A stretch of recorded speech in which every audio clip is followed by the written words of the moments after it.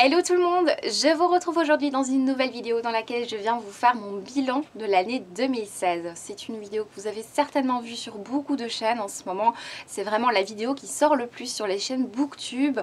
J'avais très envie de vous faire ce bilan parce que c'est la vidéo que je préfère regarder mais que je préfère faire également. Ça permet de jeter un œil sur toute une année de lecture. C'est une vidéo qui pour moi a été très difficile à préparer puisque je lis quand même pas mal de livres assez différents et du coup faire un top était très compliqué pour moi. Du coup j'ai décidé de scinder cette vidéo en deux parties. Donc ce sera une assez longue vidéo, donc préparez-vous avec une tasse de thé et des pop-corn parce que ce sera long.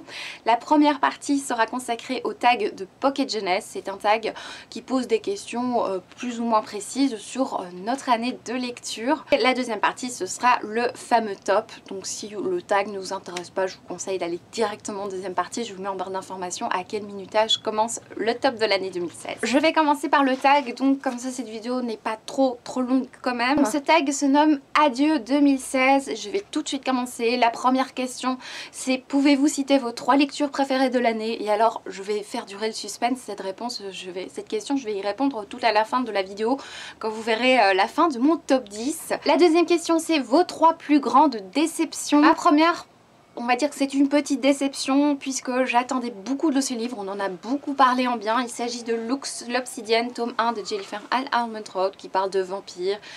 J'ai été déçue parce que dès le début, on est avec des personnages très stéréotypés. Je me souviens d'un passage, elle rencontre le garçon sur lequel elle craque et la première chose qu'elle voit ce sont ses abdos reluisants. Voilà, c'est pas du tout le genre de détail qui m'intéresse et j'ai pas trouvé le livre hyper intéressant. Il y avait certaines petites choses assez originales mais en règle générale le livre m'a vraiment déçue parce que je m'attendais à tellement mieux avec cette lecture. On m'a dit que la suite était mieux.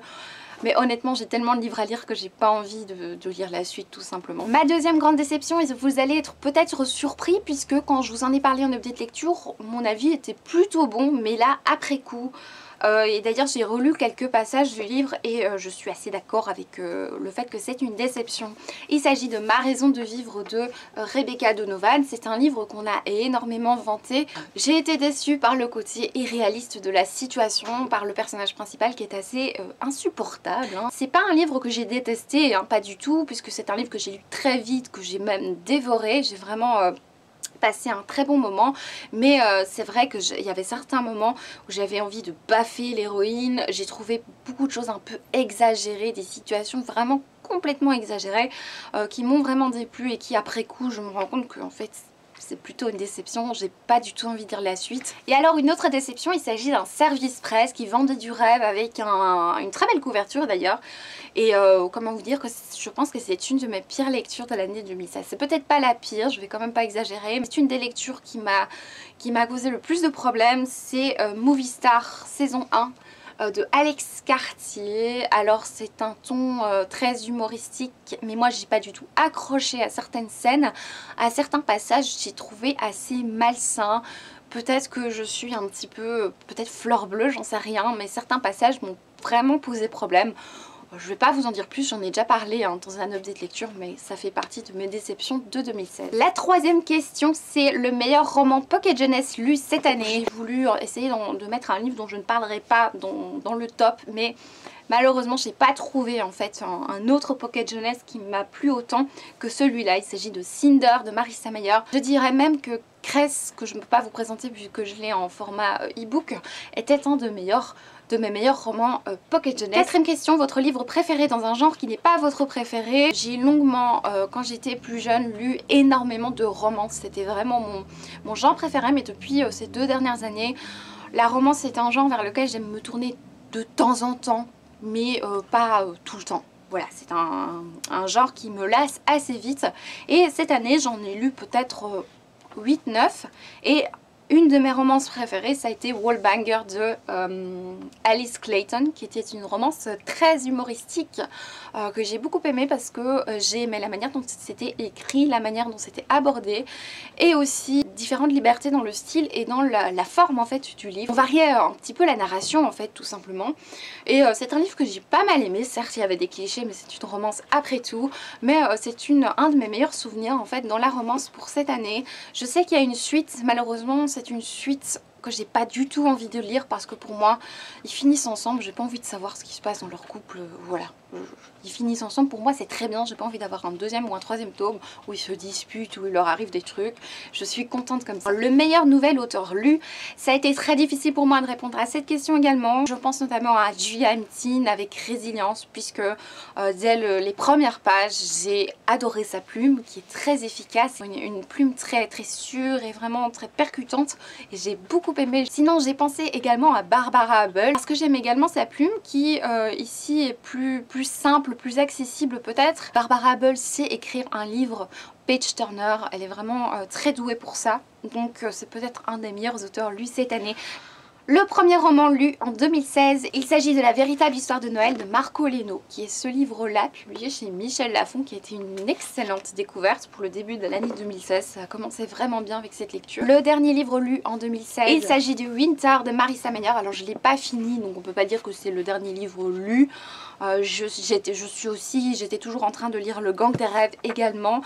De même qu'une romance, je lisais plusieurs livres à la fois. Sinon, le dernier livre terminé en 2016, je pense que c'est La fille du train de Paula Hawkins. La meilleure série livresque, alors c'est encore une fois très difficile pour moi de citer la meilleure série livresque. Je vais pas vous montrer les livres puisque j'en parlerai dans mon top, mais il y a notamment Les Chroniques lunaires qui a été une de mes sagas préférées de l'année. Nos âmes jumelles, avec nos âmes jumelles, nos âmes rebelles. Le deuxième tome est presque meilleur en fait que le premier. Et alors La passe miroir, le tome 2, voilà la série, que ce soit le tome 1, le tome 2, c'était vraiment une très belle lecture, je vous en parle plus tard dans la vidéo. La meilleure adaptation cinéma ou série, ce qui me vient en tête là maintenant, c'est Nord et Sud de Elisabeth Gaskell. Alors j'ai pas lu le livre, je l'ai acheté après avoir vu la série, mais par contre j'ai complètement adoré la série. C'est une mini-série en fait, c'est une sorte de téléfilm que j'ai trouvé magnifique. La 11e question, le livre dont tout le monde a parlé, lu ou pas. Bien évidemment Harry Potter 8 entre guillemets, et aussi Ma raison de vivre hein, de Rebecca Donovan. Tout le monde en a parlé, même les youtubeuses beauté s'y sont mises, donc voilà. D'ailleurs j'étais un petit peu surprise quand je l'ai terminé, je me dis oh, il est bien, il est addictif, mais tout le monde l'adore à ce point, je trouve ça un peu étrange. 12e question, le livre que vous avez le plus conseillé, c'est pas vraiment un livre, c'est un auteur et c'est chaque année la même chose, c'est Franck Tillier, c'est toujours lui que je conseille. Quand on m'envoie un message, qu'est-ce que tu me conseillerais comme thriller? Bah, Franck Tillier forcément. Et du coup je crois que le livre que j'ai le plus conseillé, ça doit être Le Syndrome E, qui est un de ses meilleurs romans. 13, le livre avec la plus belle couverture. Je vous ai sorti mes 3 plus belles couvertures de ma bibliothèque et que j'ai lues cette année. Le premier, c'est Le Joyau de Amy Ewing, c'est une robe magnifique. Cette couverture est sublime. Chez Robert Laffont, ils font vraiment un travail magnifique sur la couverture. Dommage que c'est pas toujours le cas pour les histoires, mais en tout cas, voilà, le joyau c'était pas mal, mais la couverture qui est le bel objet livre. Sinon, j'ai beaucoup aimé, de nouveau chez Robert Laffont, Immaculée. Alors il y en a qui aiment, il y en a qui détestent, et moi je fais partie de ceux qui aiment. C'est vraiment très joli, un côté très printanier avec cette couverture. Et alors la dernière, c'est un livre qui est juste ici, que j'ai mis en exposition tellement il est beau, c'est Lady Helen hein, de Alison Goodman. Je vous en ai parlé récemment. Voilà, ça c'est un livre merveilleux. Par contre il est super lourd. Avant-dernière question, l'auteur le plus lu, j'ai calculé, je pensais que c'était Samantha Bailly, mais non, c'est Marissa Meyer avec Les Chroniques lunaires, puisque j'ai lu, je suis en train toujours de lire son 4e livre. Et alors, le livre que vous attendez le plus en 2017, le tome 2 du Club des Mauvais Jours de Alison Goodman. Par contre, il sort en VO, mais bon, je pense qu'en janvier, ça va être mon unique achat de livres, parce que j'ai vraiment très envie de découvrir la suite de cette histoire. Et maintenant, on va passer au top de l'année 2016. Vous allez voir, j'ai essayé d'arranger à ma manière un top dans lequel vous pourriez plus ou moins vous y retrouver. En 10e position, c'est un livre que je devais mettre dans mon top de l'année 2016. Je savais pas à quelle place, tout simplement. C'est pas non plus mon livre favori parce que le thème en soi était vraiment très dur. C'est un livre qui est inclassable, qui n'est dans aucune catégorie. C'est Résilience de Julia Emtin, publié chez Rebelle. Dans ce livre, nous découvrons Vincent qui va tuer son père pour différentes raisons, et dans tout le livre, on va essayer de comprendre pourquoi il a tué son père. C'est un livre qui dénonce l'homophobie. Ce livre m'a beaucoup marqué, même si c'est vrai que c'était pas un livre qui faisait, voilà, il faisait 130 pages, il était pas très long et j'avais beaucoup aimé. Je vous ai fait une chronique pour une fois, je vous la mets en barre d'informations. Si vous avez l'âme sensible, peut-être que ce livre ne va pas vous convenir, mais en tout cas moi il m'a beaucoup touchée. Il y a certains passages très crus, tant dans la violence que dans le sexe notamment. Voilà, il y a certains passages qui ne sont pas à mettre entre toutes les mains. De plus, comme je vous l'ai dit précédemment dans la vidéo, la plume de Julia Tim est une des plumes que j'ai préférées en 2016 parce que c'est une plume directe mais en même temps très bien travaillée, qui n'en fait pas trop peu, qui ne joue pas sur l'apitoiement. Je pense que si vous vous posez des questions sur le sujet, c'est le livre qu'il faut lire pour avoir une espèce de claque parce que c'était une très bonne lecture. En 9e position, j'ai voulu vous parler de nouveau de Franck Tillier, hein, mon cher Franck qui fait partie des tops de chaque année. Voilà, il y a Rêver de Franck Tillier. Pourquoi il n'est pas dans les premières positions? Parce que déjà je vous en parle tout le temps, ça va vous saouler à la fin que je le mette toujours dans les premières positions. Et deuxième chose, parce que j'avais deviné une toute petite chose dans son roman. Alors c'était un excellent roman, très bien ficelé, très intelligent. Ce livre est un véritable puzzle, très intelligemment construit. Ce qui est bien avec Franck Tillier, c'est que même quand tu devines une petite chose, ça gâche pas du tout le roman parce que y a beaucoup d'autres choses tellement intéressantes. Et voilà, ça c'était un très bon roman. Beaucoup m'ont demandé par quel livre commencer pour Franck Tillier. Je vous conseille vraiment Le Syndrome E. Ne commencez peut-être pas avec Rêver de Franck Tillier. Il est excellent, mais c'est pas forcément son meilleur. En 8e position, je vous parle d'un livre jeunesse qui est La Loi du cœur de Amy Harmon, publié chez Robert Laffont. C'est un livre, je vous en ai parlé dans un update lecture, je vous ai fait aussi une chronique. C'est un livre qui nous raconte l'histoire de Moïse qui est un bébé crack qui donc a été abandonné par sa mère qui était droguée. Moïse est donc amoché dès son plus jeune âge par la vie. Il est brinque-ballé de famille en famille. C'est un garçon qui va donc vivre une enfance assez malheureuse et qui un jour va rencontrer une jeune fille assez particulière. Ce que j'ai beaucoup aimé dans ce livre, c'est que c'est pas une histoire qui se passe en 2 semaines, c'est vraiment une histoire où on voit grandir les personnages. J'ai trouvé ce côté-là très intéressant. On voit aussi beaucoup d'autres côtés que la romance. C'est ce que j'aime hein, quand il y a une histoire romantique, c'est que on aborde d'autres points que cette romance. On parle pas mal d'amitié. Je sais qu'on parle également de peinture dans ce roman. Je sais que notre héros possède un don assez particulier qui va peut-être vous surprendre. En tout cas, voilà, c'est un roman qui m'a beaucoup touchée, que j'ai lu en été, que je vous conseille si vous cherchez quelque chose d'assez étrange. Le 7e livre de ce top et qui ici a le prix, je fais des prix cette année, a le prix du roman fantastique jeunesse de l'année. Il s'agit de Les Disparus de Clair de Lune de Christelle Dabos, qui est le tome de la passe miroir. Je pense que vous avez déjà entendu parler de ce livre. Du tome 1 du moins, c'est un livre qui est tout aussi bon que le premier tome, qui est même meilleur parce qu'on voit les personnages mûrir, on les voit changer, toujours avec un souci du réalisme, hein, même si l'histoire est fantastique avec des choses un peu extravagantes, les personnages sont vraiment très réalistes, très touchants. L'auteur aime beaucoup passer du temps sur ses descriptions, parfois ça peut paraître lent pour certaines personnes. Je pense que les raisons qui font que certaines personnes n'ont pas accroché avec cette saga, c'est justement ce côté-là, qu'elle aime bien passer du temps à décrire ses personnages, décrire les lieux, etc. C'est un univers très complet, vraiment très intelligent. J'ai très envie de savoir la suite, mais Christelle Dabos met toujours beaucoup de temps avant d'écrire la suite.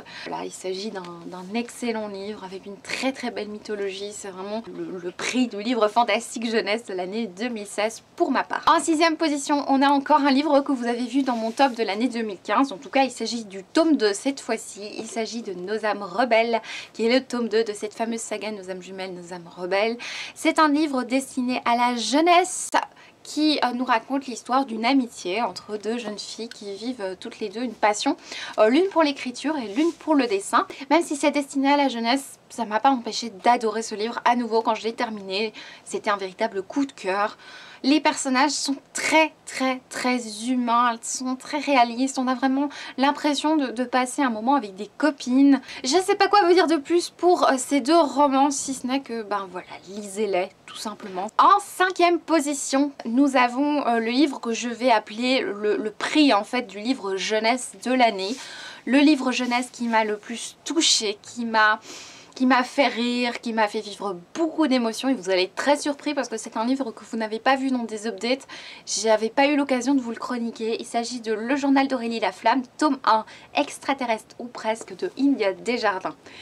Et oui, il s'agit d'un livre destiné à la petite jeunesse, donc c'est un roman qui a été écrit par une auteure québécoise qui nous raconte ici les pérégrinations de Aurélie Laflamme, la vie quotidienne dans son journal intime. Aurélie Laflamme est une jeune fille comme les autres, qui vit avec sa maman, qui a ses rêves, ses espoirs, mais aussi ses chagrins d'adolescente. C'est une jeune fille qui a énormément d'humour, mais c'est aussi une jeune fille qui est marquée par la disparition de son papa. C'est un livre qui m'a vraiment touchée parce que j'ai adoré le doux mélange entre le piquant de l'humour de l'auteur et le côté très touchant de certaines phrases, de certaines situations, notamment en rapport avec la mort de son papa. Elle se pose beaucoup de questions sur la mort de son père. Il y a vraiment des passages merveilleux dans ce livre. C'est un livre certes qui est destiné aux adolescents, mais moi ça m'a beaucoup plu. Peut-être qu'au moment où je l'ai lu, je me mettais vraiment dans la peau d'une adolescente. J'aimais beaucoup des passages où elle voulait approcher un garçon avec une timidité propre à cet âge-là, mais avec aussi un côté très impertinent dans ses remarques et j'ai beaucoup ri dans cette lecture, j'ai beaucoup ri dans ce livre. Je vous conseille, si vous n'avez pas encore lu cette lecture, de vous lancer. En quatrième position, il s'agit d'un livre que je n'ai pas ici puisque je l'ai prêté. C'est assez bon signe quand je prête un livre, c'est qu'il m'a plu. Et il s'agit de Attachement de Rainbow Rowell. C'est un livre, on va l'appeler le prix du roman Milady. C'est un livre qui nous raconte l'histoire d'un jeune garçon qui vit un petit peu sous l'emprise de sa mère. C'est une sorte de Tanguy, on va dire. C'est un garçon qui travaille de nuit et son travail c'est d'inspecter les mails des gens dans son entreprise et il va tomber sur un dialogue entre deux jeunes femmes qui vont un petit peu raconter leur vie, toujours avec un humour très piquant. Il va au fur et à mesure des lectures de ces mails tomber amoureux de l'une des deux protagonistes de ces mails. Et du coup le livre est alterné en fait entre l'histoire de ce jeune garçon, sa vie de tous les jours qui est parfois un petit peu pathétique, on a vraiment envie de lui donner des claques de temps en temps, et alterné avec ces fameux mails. Et du coup on découvre la vie, les malheurs et les joies de ces deux jeunes femmes, mais aussi la vie de ce garçon dont j'ai oublié le nom d'ailleurs. J'ai aimé beaucoup le côté de nouveau très humain de tous les livres que je vous présentais. Mes favoris souvent ce sont des livres avec des personnages très vivants, des personnages qu'on peut facilement se représenter dans la vie réelle. À nouveau aussi ce sont des personnages qui ont beaucoup de substance, qu'on a l'impression de connaître, et quand je repense à ce livre je repense pas à des phrases ou des choses comme ça, je pense vraiment à une image que je me suis faite de ces personnages. On a notamment une romance dans ce livre et au final c'est pas franchement ce qui était plus intéressant dans ce livre, elle est assez prévisible aussi, mais voilà, j'ai adoré cette lecture, j'ai adoré l'humour, j'ai adoré le côté très sensible de l'auteur. C'était mon premier Rainbow Rowell et franchement j'ai beaucoup aimé. Ensuite on arrive au top 3 qui répond à la question de Pocket Jeunesse qui est quel est ton top 3 de l'année 2016. Dans mon top 3 on a en troisième position Duel de Barbara Abel. Dans Duel, nous rencontrons Lucie qui a été abandonnée par sa mère. Lucie vit une vie tout à fait normale. Je crois qu'elle est femme au foyer, elle vit avec son mari et ses enfants. Et un jour, l'équipe de l'émission de télé-réalité Devine qui est là vient sonner à sa porte pour lui proposer de rencontrer quelqu'un qu'elle n'a pas vu depuis très longtemps. Et elle est très surprise en entendant ceci.